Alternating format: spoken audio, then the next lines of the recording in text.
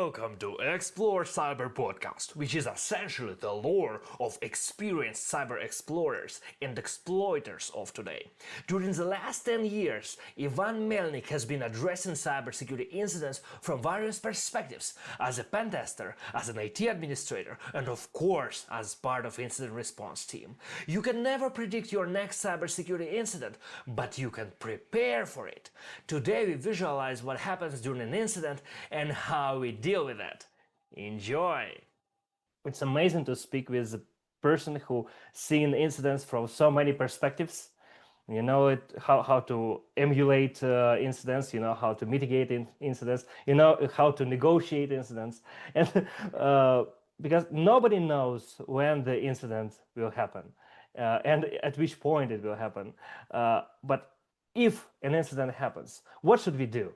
Well, the first things, the first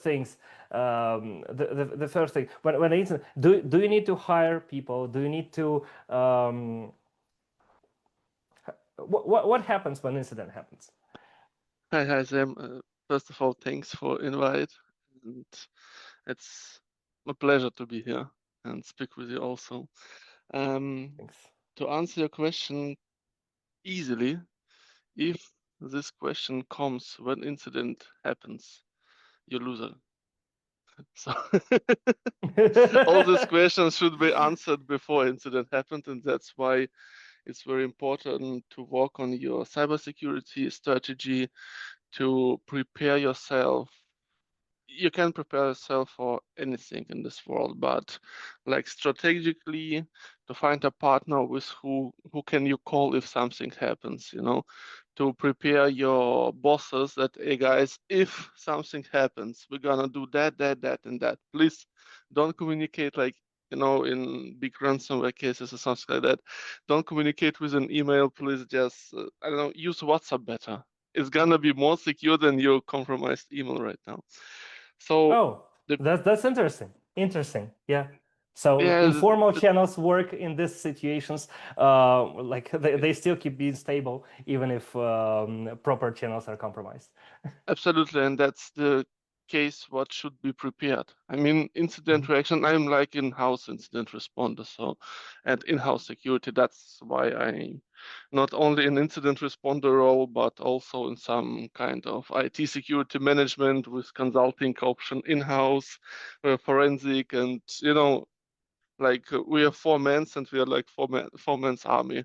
One does more like red teaming for us, some pen testing also, and another one like concentrate himself on cloud.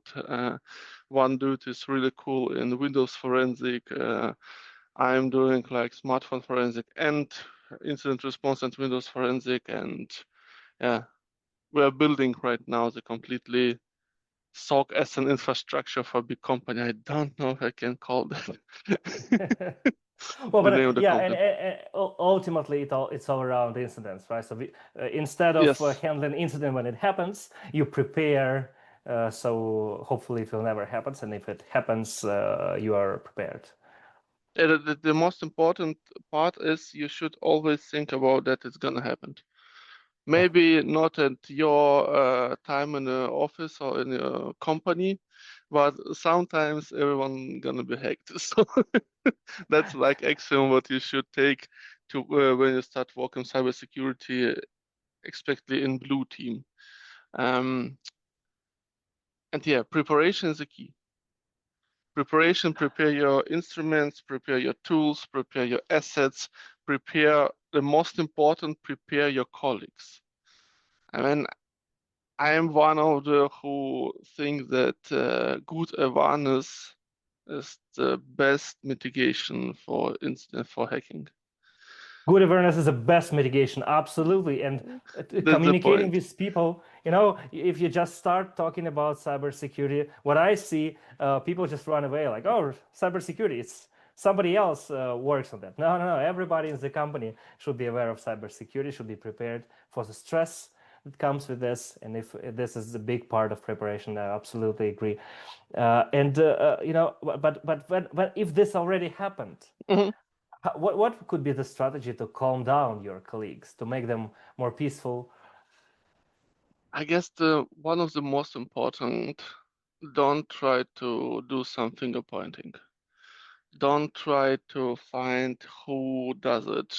I mean, only for technical reason to find a compromise device, blah blah blah. Don't try to say someone that yeah, we're gonna be hacked because you, Karen, click this picture with kitties. You know, that's unproductive. That doesn't help, and people should be open with you because as faster you get information from them, desto faster you will be able to like quarantine hack client to find out which strategy to took. So yeah, you Yeah, don't. we got your point. That's right. Two big questions: what to do and who's to blame, right? So what to do? Let's the first one, stay cold. I mean, it's already happened. You can do anything against it. You can just reduce some possible damage. I Mhm. mean, if you act chaotic, if you have no plan, the damage is just gonna be bigger. If you're good prepared, if you know what to do, if you know how to document the incident, it's also the very important question for future you. Um, how I gonna work? Let's say, I guess there's no like 100% how to or 100% recipe about it. You can find some checklist from Zans or some other big tutorials company, education companies. But Yeah, yeah. at the end of the day, every incident is actually individual. So my first move gonna be, if we have some target which was infected, absolutely isolation. First of all, stay secure, isolated, at the best way, probably first at like network segmentation layer, at network layer, so possibly treat angreifer off. Treat actor not gonna see that you know that he doesn't know that you know that he is in your system, you know, because otherwise probably he gonna act like some uh, crazy animal and start just make everything broke, just start to Yeah. broke everything. First thing So is to isolate thing, and the same thing that we do in pen testing. Before we do pen testing, we isolate the environment. So if we run yes, malware or anything, it should be isolated because crazy stuff happens, and we need to make sure that at least we have a proper cage for this crazy stuff to you happen never inside. know. Yeah, yeah. After Absolutely. that, share information. I mean, call your partner if you have some. We make like strategic decision. We find one very good incident response team because you know, if you're 4 men only and comes big incident in corporate segment, it's nothing. You need a big team. You need people who working with it from day to day. I mean, it's kind of a little bit different specification of the IT career. Yeah, call your partner. Give to know if it's 4 a.m. Then don't worry. Call your boss. He's gonna be very happy to hear that. Yeah, start communication. Tell people that please, first of all, no worries, nobody dying here. I mean, incident is for sure bad, but sometimes it's only monetary and reputation loses, and not no one's. In our case, at least, I don't speak about hospitals or military or police officer. In our case, nobody's life hangs from hacked. So I know, yeah, And there are positive sides for sure. Positive. yes, It's absolutely, damaged, but it's not died yet. yeah, But yeah, yeah. so we still can work at that. Yeah, yeah, and then just follow the instruction which you have. Mhm. Like find out what is it actually? Is that just malware or is that some script kiddie trying to come in your system? It's ransomware. You know, just try to find out where is your enemy. Because if you know that, if let's be honest, if it's gonna be some crazy ATP from China or from USA, yeah, that doesn't matter. Oh, for You Germany, already I think lose, so. yeah, or Germany for sure, for sure. Like the you kind of already lose because it's kind of complicated to play against these guys. And yeah, just like try to find out landscape from attack, who was attacked, how in how big trouble you are, and I hope you have all your documentation not only on server which potentially is infected. So it's also like a very good thing. Use some third-party services which are not affiliated with your company to save all documentation what you need for incident response. Yeah, this documentation, this policy writing, this is the way Yeah, how it's a policy writing is not just thing that important during the incident. I feel like that because during the incident to write policy, I don't know if this happens or not. It's kind of no, no, because no, every no, incident is normally different. no. Just documentation, like what are you doing, what happens, like Yeah, time plan. No. but before the incident, if the person or a group of incident response retainers try to understand what happens, policy writing is a good exercise to just Absolutely, get the feeling of it before the incident so you understand what absolutely. happens. And probably not only writing, also use companies probably like yours to emulate some attacks, to test your policies, to see if it works, to stress test your backup infrastructure. Like Yeah, we absolutely. already have an like a purple team event.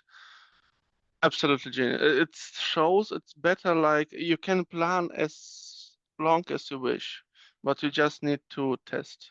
I mean, you know by yourself probably from chess also you can read 1,000 books, but you need to sit behind the board and play. Other side, it's nothing. It's just Absolutely. some information noise. You know. And I like in purple teaming that it's really tight collaboration. It's not only hacking, it's also Mm, remediating, and it's mutual understanding. It's better quality of communication, and once it's established, if anything happens, you can work to fix any issue that happens. Not every pen tester, not every pen testing team is ready to fix issues. Some of pen testing teams only focus to find bugs, but purple teaming is a like full solution to find things and fix. So I like purple teaming a lot. That's a great thing to do. But speaking about policies and loggings, mhm. when we need to log down what happens during the incident, when we need to track what happens, what is the most important information that needs to go to logs? I mean, human logs, not computer logs, because I so understand. many things happens. It's cool to find someone who gonna be responsive for logging, because as practice shows, it's kind of complicated to try, I don't know, make some first attempt of reverse engineer some PowerShell script and logging everything at the same time, plus to understand the structure, how it works. You know, you don't use or don't do this like contest switch in a well, what I said. Oh, don't try to context switching. I mean, ask one colleague, like, I don't know, Sam, in this incident, your prioritize logging. And then he just aggregates all informations from chats, I don't know, what do you use for communication, like email, or it To could be maintain WhatsApp. the context of the helicopter view, basically. Yep. And then this person aggregates everything, so the team at the remediation phase and lesson learning can go all through and understand the weak points, what was good, what was bad, what should be do better, which ran books probably not done yet. And then yeah, that's better split it. So we have dedicated person who does logging, and this person maintains the overall view to keep the context, global context on the Like situation. incident, While let's call him incident manager. He does everything like from management side for the incident. a login communication. He prepares emails for C-level people, for probably Oh, yeah, that's it that's that's a really big plus actually. If you have a person who makes logging, he can also write emails, so he can notify for the right sure. people. It's a big yeah. Somebody still needs to do this. Absolutely, and that's probably one of the most important job in the incident, because good collaboration is a like okay, I don't know how to say it in present, but let's say 50% from the Mhm. fast incident close is good collaboration to understand what's happened, where, blah blah blah blah blah. Do you think this person who makes logging should be the most experienced person in the team or the least experienced person in the team? Wow, that's complicated to say. Yeah, it's abstract question. Mm, Every situation is different. yeah, I gonna say if you have some incident happens regularly, like try to switch persons, because it's not always. It's probably the most experienced person is very good in tech side, from like perfect tech incident responder, like can understand obfuscated ransomware code from scratch, but probably has some communication problem, or here's some, I mean, for that person, like soft skills are more important than hard skills.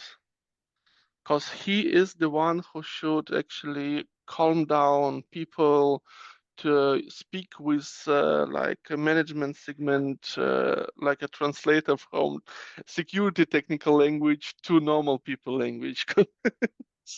I mean, that's not, no, it shouldn't be the most experienced. Yeah, that should be the most appropriate or most fit person for that role. Let's Mhm. say it so, because you know that Absolutely.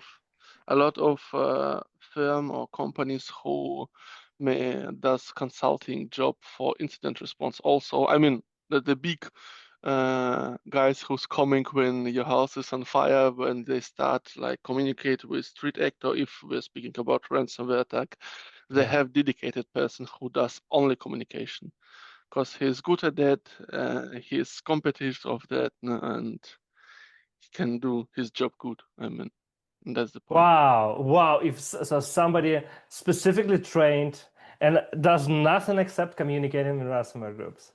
Yeah. That's because there's a lot of incidents everywhere, so somebody should just does this work. Well, that's a dream job for a lot of people. And I don't did you think have so. experience?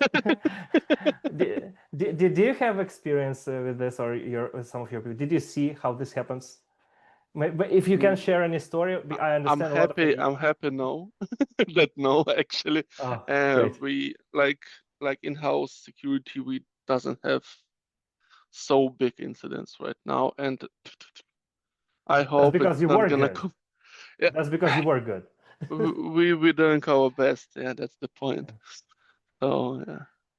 Yeah, to negotiate with the people who do ransom, it's a lot of skills. But for general, if you consider to hire somebody for incident response team, for in-house incident response team, how Mhm. should we pick these people? What qualities should these people have? How should they behave? What should they demonstrate? And if new people straight from university, new fresh blood Mhm. comes, what should they train uh, before they go to real work? Oh, I mean, if we're speaking about incident response, it's like, mm,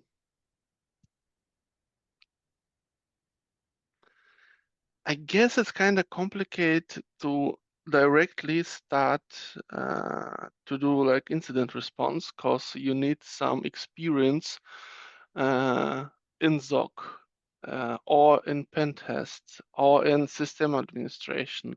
And that's the kind of like next level of career, which it's a little bit complicated to learn from scratch. You already need some Absolutely. work It's a experience level. because you need Yeah. to understand how a corporate work, how some small family business works.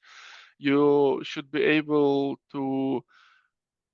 What's very important, because in this situation, when incident comes, everyone actually counting on you. So you should also have some good self-confidence level to Mhm. answer people's question, or to just say like, hey, dude, shut up now, let us walk. We're gonna communicate here with email or something. A lot of managers trying to, get information as fast as possible to reduce damage and staying behind your shoulders, watching, hey, what happens here? What's that? Dude, leave us. Mhm. Yeah. Learn how to leave people walk. Yeah. That's what we craft during our work experience. Hmm. When we have any experience in ZOC or in pen testing or in software development, which is also could be security related, or when you pick tools, it's on a high level. When you work with vendors, it's already it takes some time to or maintain the team. Um, but we build the skills, and one skill is to push back, right? Hmm. But I would say that sometimes, what do you think about this? Sometimes it's very important skill that I see and appreciate in people, that they understand when it's not time to push back, when they analyze, when they see, now I listen, now I try to pick the right appropriate tools for that, or pick the Hmm. right appropriate words for that, and it's also a very important skill when you understand when you need to be bold, but you also understand when you need to do not be bold and to be Hmm. careful. This, but in pen testing, we try to be, we try to listen, we try to hear everything, whatever happens. Sometimes it leads to situation when pen testers have, you know, when their ego Yeah, that's suffers a big too problem. much. Yeah.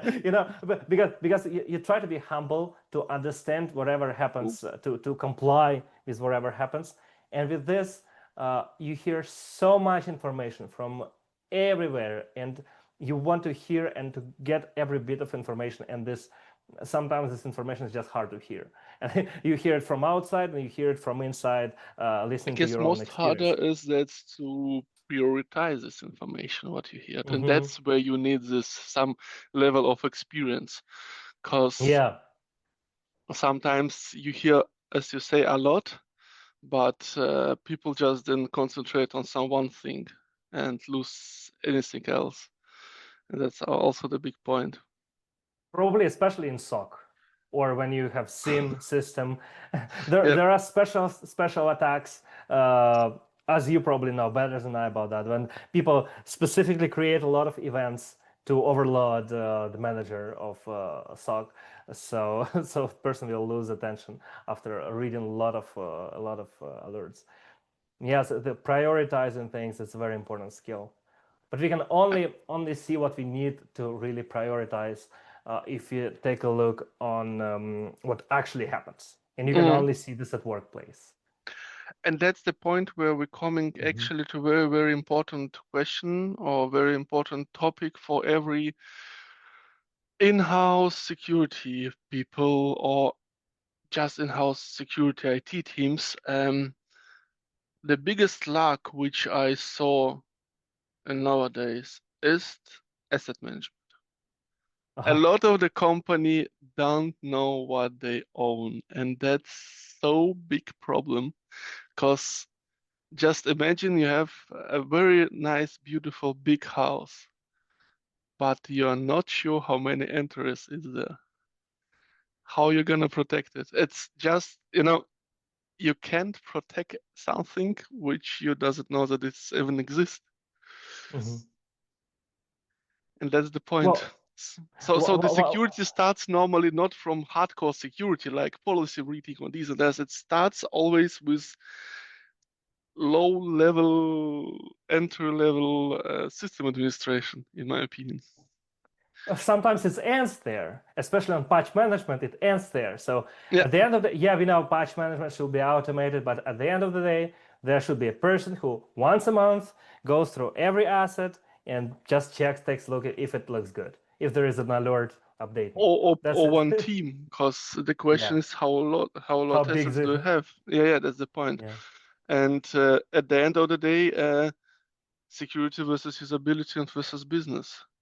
I Hmm. mean, sure, you can do corporate network very secure, just pull the trigger. Yeah. But then your company can't earn some money and Turn you lose everything your off. job. We don't, yeah, Yeah, no. Cancel your AWS. We save a lot of money on that. We cut costs. We don't need to have absolutely. a AWS anymore. That's right. Asset management, the biggest challenge here, one of the biggest, you cannot get funded for asset management, for external pen tester, for external person. You cannot say, hello, I will do asset management for you. What I Mm, do, one thing that I do, I say, hey, I will set up firewall for you. But for setting up firewall, I need to know your assets. yeah, that's the point. Give me. So there's a little bit tricky here to include the most important part as something that's very easy, something that we only need to do some other part of job. For me, it's like really like a basement of your IT infrastructure, not only from your security. Because if we're gonna land in topic like vulnerability management, what's very important in a big company, because the companies have a lot of legacies and probably some very, very important software doesn't work anymore with newest version of Java with this critically, I don't know, log4j. But you need to know that. You need first you need to know that this exists, this piece of art, let's call it so. Yeah. Um, and like, Oh, yeah, asset management to know your house, to know your garden. It's the most important thing in IT overall. yeah, you cut a lot of costs when you see assets that you Absolutely. don't need anymore. You cut costs when you set up firewall. When you see that some assets only communicate with each other, and you can set up Uh, firewall, you cut off a lot. Like I would say, like 80% of all the threats if you set up firewall properly. In some yeah, cases, on yeah, specific areas, not on the whole organization, but sometimes a lot of time I see that a lot of endpoints are exposed globally when they could be exposed to only the, the partner they communicate with. yeah, sure. Yeah, so it's asset management provides great venue to simplify things, and the more simple, the more monolithic it is, the more consistent, the more integrity it is, and the more integrity it is, the more security it is for sure. Absolutely. Absolutely. What do you feel? Actually, it's a little bit more personal question, but I really want to know. Sure. What do you feel about cybersecurity in Germany? Is it different from cybersecurity that is in different world? What are the specific changes that you see there? For me, that's complicated to compare because I'm actually start my career in Germany and I'm working Okay. only in Germany. So that's but from People that say that what I Germany has a lot of bureaucracy. Is it right? Is it true? that's right. That's right. And it sometimes it helps and sometimes it's just make your life feel like a hill. I mean the German are very pedantical about data protection. That's the part what I like in Germany. Um, the personal data, personal information protection is just like absolutely uh, point for the not only for the firm or also for the country. No? So, but as security expert or as Yeah. in-house forensic or in-house incident responder, you get a lot of problematic if you need to analyze something. Sometimes you just need to communicate first with your how it calls in English, like privacy lawyer, and ask Oh. if you can to do that. Because maybe there's some private information which you can see. Mhm, I mean, some people or some firm allows like internet using for mhm, private reason, I don't know, browser to check your bank account and blah blah blah.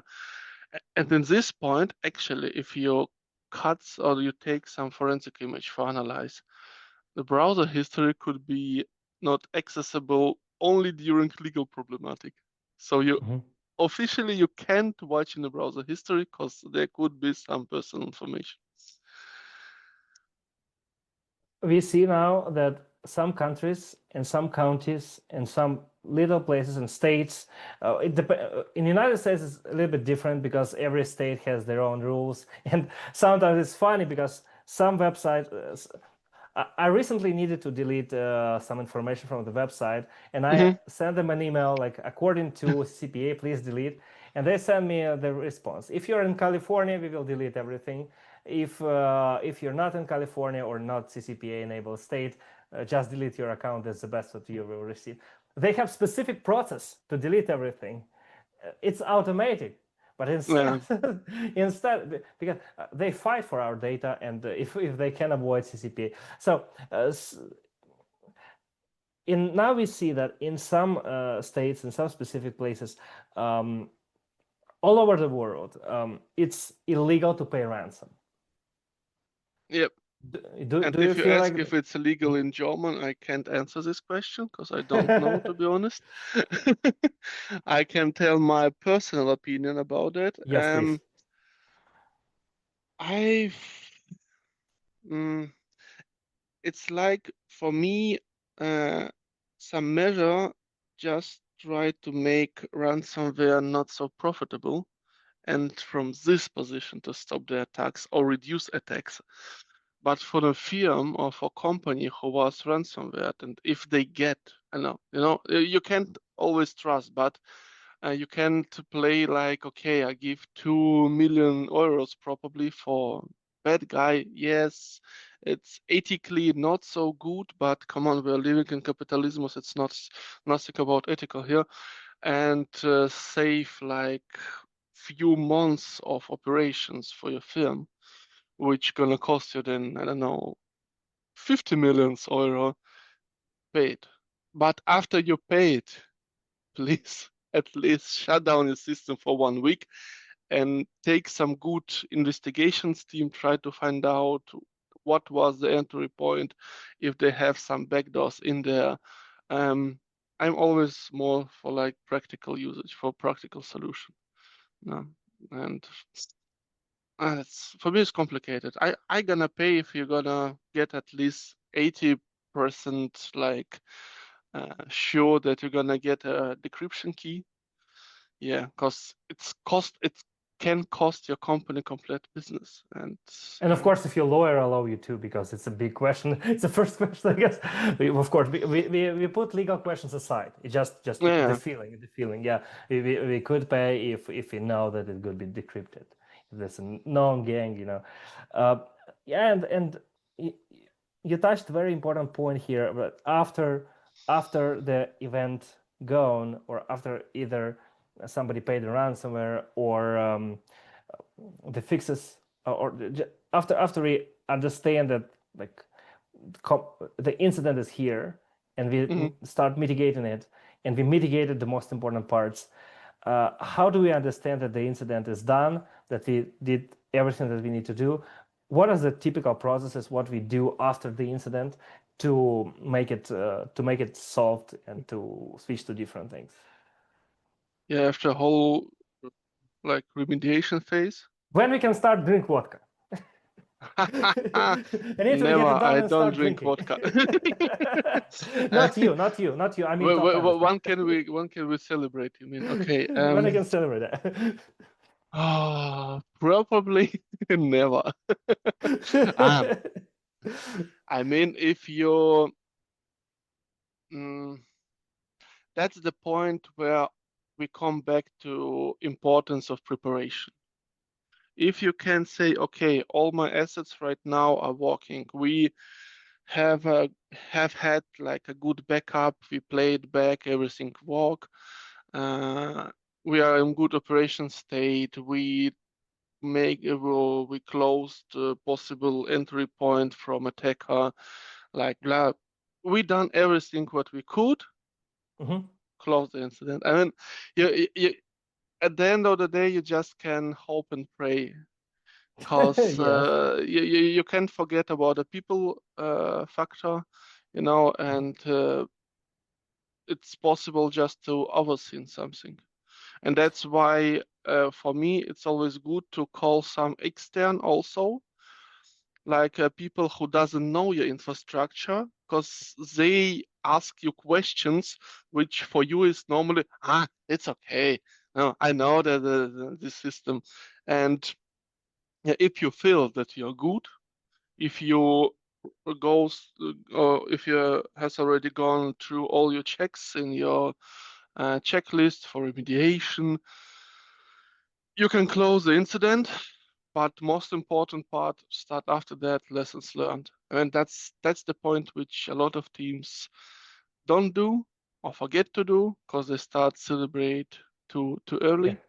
Well, that's the question. When is the So time? after lessons Nobody. learned, after Yeah. analyze, when you understand what was wrong, if you have a plan, what should you do better, which competence should you make, or probably bring to next level. Probably you need, when we're speaking about in-house security teams, like 80% of incident it's Windows, but it could be Mac. Do you have a good Mac forensic in-house?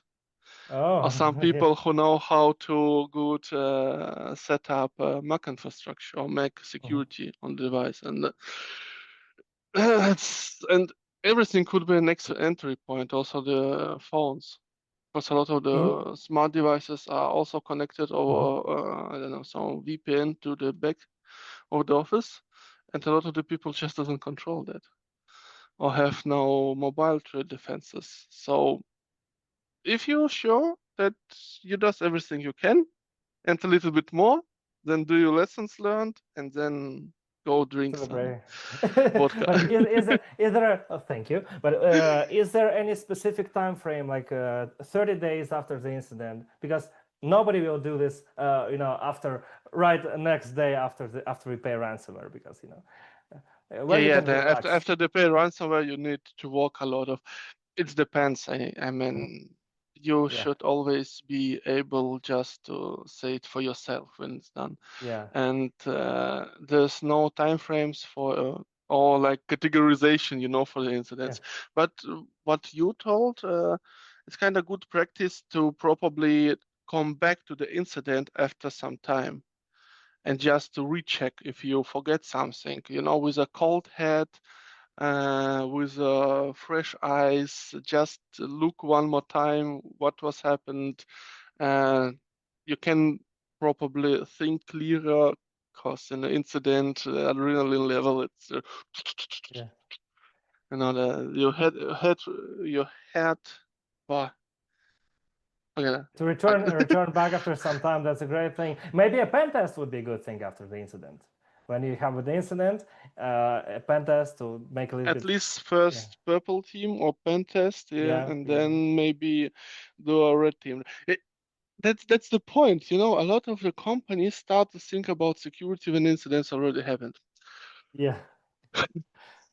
But And it's bad. But we still don't need to stop thinking about cybersecurity only because it's incident happened and we are for now in the. sure, We still need to do that, and but it's still a good point to think about it, because everybody in the company will think about cybersecurity after the incident.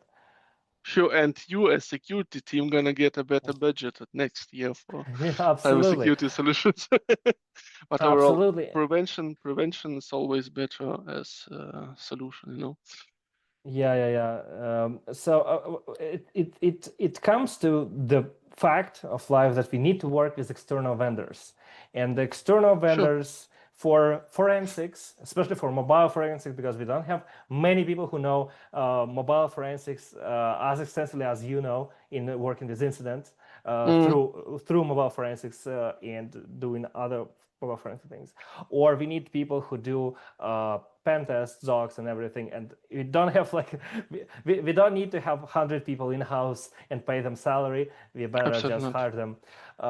How do you pick vendors? When you look at the vendors for security, what tools are essential for incident That's response? interesting. That's interesting questions. Yeah. Uh, we does it like for last close 3 years. Hmm. Uh, um, our like how we work. We are looking for the best on the market. Hmm. Then we take like probably 5 potential candidates, Hmm. making like a first look on these 5 candidates from then we are getting free, and then we are going just in close POC with each other. So we are trying to do this very structure to test it on our infrastructure, to test it with already have with tools which we already have, so they could communicate at least in somehow. And after that, as every probably IT specialist, we have a very good and big Excel sheet with Yeah, absolutely. Yeah, at least vendor management yeah. is some, when you pay to vendors, you have a list of vendors. But assets are cheap, so people don't have it. It's a lot of assets. List of Yeah, vendors much smaller. yeah, and then we just we have a, I guess, three very important criterion which can be no go. First of all, how we feel about this tool. How do we like to work with this tool? Because at the end, if you're looking for some tool sets for your team should be happy to work with this tooling set. Because if you buy something and people say, "Hey, dude, that's absolutely unusable. We can't work with that." It's I don't know. I don't want to blame any vendors, but I don't know. I open some SAP and I just wanted to die because that's make my life Uh, complicated. SAP is horrible. I'm Yeah, sorry, SAP, but that's but you're personal horrible. opinion. It's not. Personal opinion, yeah. Yeah, it's not like security solution, but okay. And the second point is how good could we integrate this solution in our actual infrastructure? And then it's gonna be tested normally on the UD POC. So, and that's why you need also do, oh, very important for the big companies, also POC some solutions, because you never know, and in different like Abteilung, in different offices, departments, because you never know what is the pain from other people, and probably your solution exactly block, I don't know, some 10 years old macro which Susan need to calculate your salary. Just some example Yeah, yeah, I from the understand. I understand. yeah, that's why the POCs, I mean, POC shouldn't be underestimated. Do it, try it, find out. Also, your sales manager gonna get more better points to speak with other sales to get better prices for you, because you know every small piece of inconvenience could be used. Yeah, and Yeah. the third one at the end, And their salesperson will sure, disappear after you pay them. yeah, So absolutely, they only try to accommodate, try to fix, try to help, try to teach before you pay. Once you pay it, they have different yeah, different things to yeah. do. Capitalism. I mean, Yeah, you can't do yeah, anything that's right. about it. Yeah. Yeah, and at the end comes for sure then money. I mean, for Yeah. every business, we're not living in the world of the ponies and butterflies.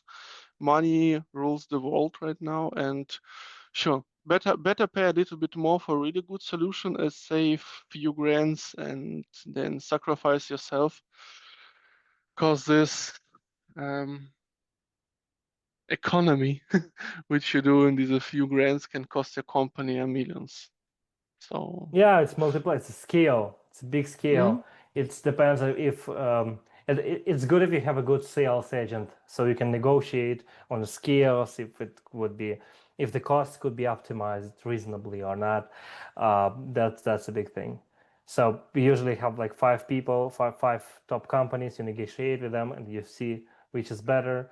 That sounds very German, I must say. It's very organized. very Germany. Very German. Yeah, it's pedantic in a good sense. It's pedantic, it's I mean, you structured, have and it's time. profitable. Yeah. No, if you have time, use it. Because if you integrate some big solution like big EDR, Mhm. or not big EDR, it's probably a bad term. If you have a big infrastructures like 10,000 plus endpoints and you choose some EDR solution, you're gonna roll it out, you're gonna test and blah blah blah. It's gonna work at some times, and then to change that gonna cost you also a lot of the money because you need to remove it, and you know that uninstall EDR solution is not the easiest way or not the easiest thing to do. Um, yeah, that's why it's very important to test everything before you buy it and before you roll it out for your entire infrastructure. I would say one of the biggest drawbacks in preparing for incident, as it feels to me, one of the biggest drawbacks is that you never know when you will be hacked. But one of the most positive parts is that you never know when you will be hacked. It might be today, it might be never. So you have as many time as you need as long as you do the right thing. You need to take more time. Okay, there is no deadlines. There is no waiting customers. There is nothing that rushes you. It can rush at any time, but as long as we do the right thing and we save money, why not? We have time. You know, it's like an old joke about system administrators. Hey, everything work. Why do we need one system administrator? Because everything work. Hey, Mhm. nothing works. Why we pay the system administrator if nothing works? You know. Yeah, that's right.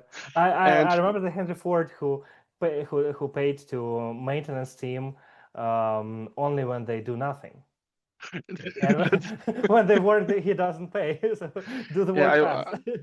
I was asked for a few days actually about like, okay, but you get kind of let, let's be open. Security guys have really good salaries right now. And then one very nice woman, he's absolutely not in IT, he's doing other things. I, she asked me, okay, but why should we pay then security people if nothing happens? And for me, the best of like incident responder, the best example was like with fire starters, firefighters. I mean, Yeah.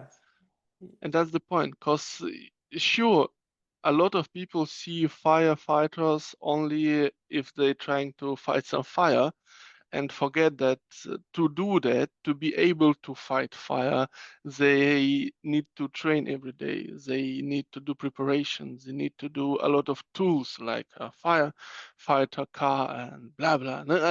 Yeah. That's we are also like a firefighter for enterprise IT. Yeah, we do. Like fire, we do not cancel fire insurance if nothing happens. Yeah. If we don't have fire, because we could have it any day, and that's absolutely true. So, Ivan, great talk. Thank you. I learned a lot from you. Uh, Thank you.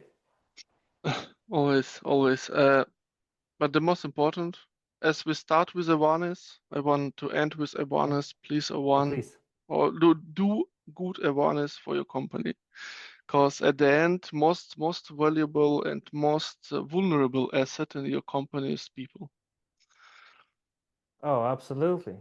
How do we uh, as an experienced person who works not only in incident response but Hmm? generally with incident, Sure. when you see a lot of people, can you see instantly when you just meet the person that like this person is vulnerable for social engineering? Do you have like feeling like that? I guess kinda. I can good predict that people using the same password overall. That's Oh, like my super. that's your super strength. Yeah, that comes from my experience in system administrator. You know, that's always some people who's having one passport for not contact, each account what they have in internet, and probably it's something like Rolling Stones 1997. I can feel that. I absolutely can feel that. Yeah, people are, it's either people or products of people. We don't have nature in IT. There is no Absolutely. plants, there is no bacteria, there is nothing that grows. It's only people or products of people, software. And software has, from pen testing perspective, But I know you will understand me because you also have pen testing experience in your career. In the pen testing, when we see the bug and the second bug, sometimes we see that the person who developed the software, he has a bias here. So we have like 50 SQL injections at the same point, or server-side request forgery that is across the whole application, and you can do nothing with this. It's still, if we go one issue by issue, we see there's something in the code, but actually there is a problem with person who wrote this, and we need to fix it because software doesn't exist by itself. If software exists, there is a person who supports it. Absolutely. And people make mistakes. Not only Absolutely. people, also AI make mistakes. So don't judge only people.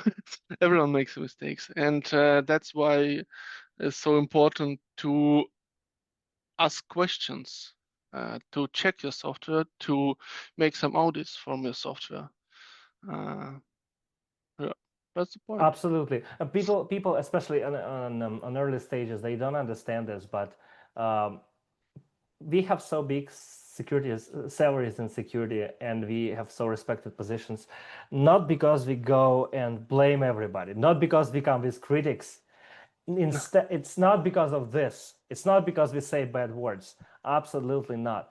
It's in this perspective, it's more because on the places where we can criticize, we choose to express mercy, and we choose to express understanding and humility to fix it together, and look positive on this. Because we absolutely 100%, I'm 100% sure, we are not paid for saying negative things. It's No, not absolutely for not. this. It feels like that from outside perspective, but it's not. Yeah, that's normal because Yeah, I mean, like policemen or cops, yeah. they're not. No one want to some extra no needed stress or make other people days complicated. That's not the point. But sometimes to protect people, in some situation you just need to argue probably a little bit stronger.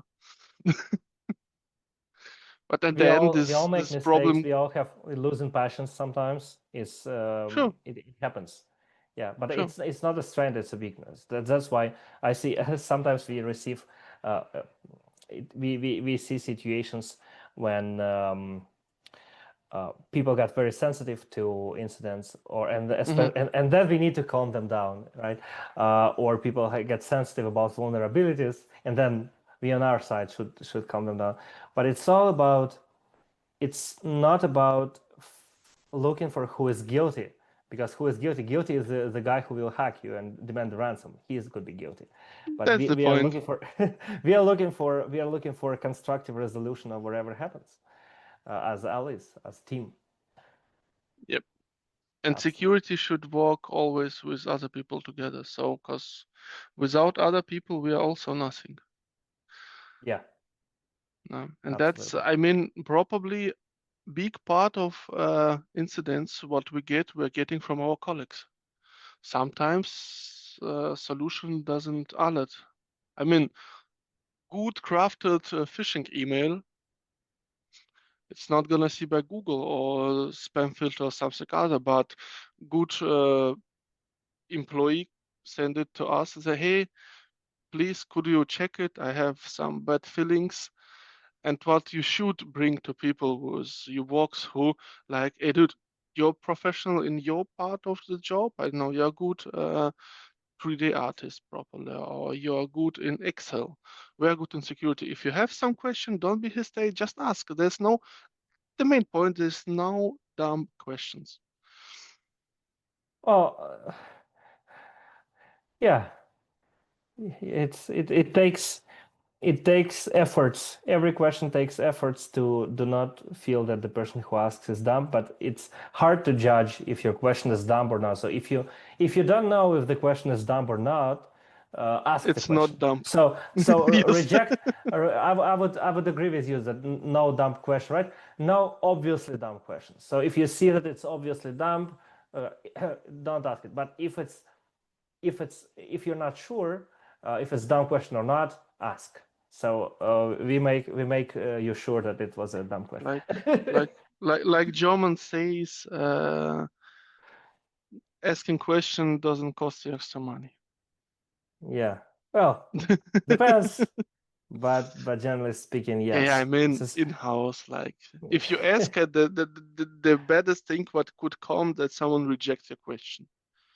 Well, no, I try to answer even if it's outside of the company, just because security is about integrity and about being who I am. If somebody asks me about Sure. something that I think if somebody asks you about how to pick the right tools or how to do mobile forensics, you would answer them. If you receive an email from them, It's yeah, actually I the don't think it's second. gonna cost a lot. That's Uh, like a second, not interview, like mhm, or podcast in a row. Because yesterday I'm I like philosophy, and we have mhm, some small philosophy group, and we mhm. organize some events every week where the people explain something from their sides. What are they doing good, like from art or music or someone I don't know, like we have one girl. She's a very good copywriter, and she explained us how to write a good text or how to use texts for impress yourself, blah blah blah. And my part yesterday was that I have answered a lot of security related questions for the people who is absolutely not in security and not in IT, and that was really cool. Sometimes they're just irritated. Then you hear a lot from news from some magazines. Hey, hackers do that, hackers do that, and people have all some feel that they could be hacked in every second. Like there's no protection, no security, no privacy. But that's not the case uh, if you follow the like cyber hygiene. Hygiene, Hygiene, cyber hygiene, cyber hygiene. Yeah, hygiene. that's Well, those. what is cyber hygiene? There is no rules for cyber hygiene. There are only basic things. It's it's all about um, it's all about maintaining to do what you're supposed to do. If Hmm? you only can do, if you know that you have specific interface and you only work here, and there is no other things. If there are specifics we can organize to make it secure. But if you have a person in your infrastructure who does whatever they want, well, I mean, Yeah, not possible to protect from that. that And was more spoken like a private person, like cyber hygiene. Like don't visit some not trusted web resources. Do not install some pirate software. Try mhm. to not use same password for every website. Yeah, Actually that's kind of simple rules what make your mhm. life easier. In some kind a little bit complicated because you need to learn how to use password manager. But for private stuff, that's more than enough. And update what your I system. see what I see is security made done properly. It makes it all easier. It makes it all more performing. So More uh, transparent, security, I'm gonna say. yeah, no, it's more performant as well because performance issues happens Mm, when there is no clarity. If you yeah. do it right, if you remove redundant things, if you make it more straightforward, if you stick to things, so every step that we do in security,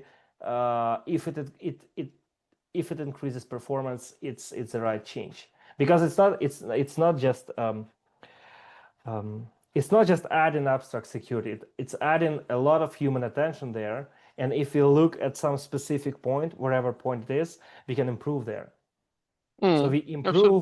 improve security and improve performance. So we don't need to pick security or performance. We improve both if we need to improve it. And that's like continuously working on that. Yeah, Not absolutely. to just integrate something and forget. Yeah. Uh, it always keep going and try to make it more performant, optimize. Yeah, that's like every IT. I mean, that's the point. When people ask about cybersecurity, it's right now or nowadays, it's so complicated segment like any IT segment. I guess you can, there's for 10, 50 years, one system administrator can run the entire office actually. Yeah. And right now you have some system administrator who is specialized for virtualization, like virtualization specialist. And Yeah. it's the landscape gonna get a lot more bigger. So there's a lot of It is. And companies again, we just start working in bigger companies. yeah. It's just we growing. I mean, things happen. That's the But point. That's yeah, the point. yeah. Well, thank you, Ivan. Good to hear from you, and thank you for the conversation. Yeah, also. Thank you, Ivan, for sharing this knowledge with us. You must have overcome so many incidents and so much suffering to distill this knowledge. Preparation is key. One day or another, the incident will happen. During the incident, we need to stay calm and try not to blame people, at least until the incident is resolved. The incident is done only when we have decently honored, applied, and retested the lessons learned from the incident. There are many ways to learn these lessons. Hard way is through experience in incidents. Easy way is to learn on other people's mistakes. Listen to Explore Cyber podcast to learn it the right way.